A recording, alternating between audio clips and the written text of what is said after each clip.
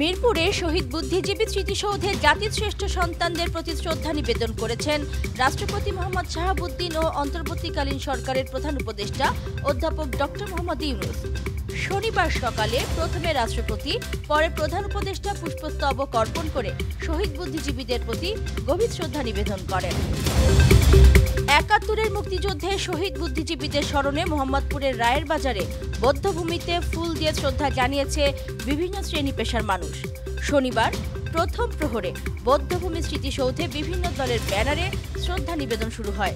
এ সময় নতুন বাংলাদেশ গড়ার প্রত্যয় জানান বিভিন্ন রাজনৈতিক দলের নেতারা।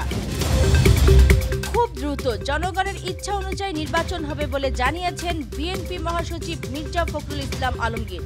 শনিবার সকালে মিরপুর শহীদ বুদ্ধিজীবী কবরস্থানে শ্রদ্ধা নিবেদনে ফখরুল বলেন, অবাধ, সুষ্ঠু ও নিরপেক্ষ নির্বাচনের মধ্য দিয়ে জনগণ তাদের প্রতিনিধি নির্বাচন করার সুযোগ পাবেন।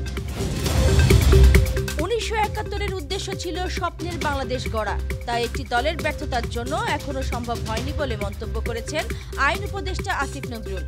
মিরপুরে বুদ্ধিজীবী স্মৃতিসৌধে শ্রদ্ধা জ্ঞাপন শেষে তিনি বলেন, দেশের প্রতিটি ভালোবাসা নিয়ে সংগ্রামে ঝাঁপিয়ে পড়েছিল মুক্তিযোদ্ধারা।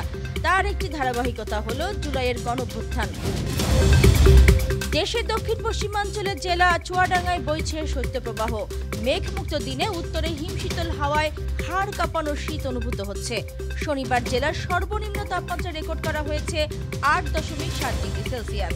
এর আগে গত ১০ ডিসেম্বর এ জেলার তাপমাত্রা রেকর্ড করা হয় ১৫ ডিগ্রি সেলসিয়াস।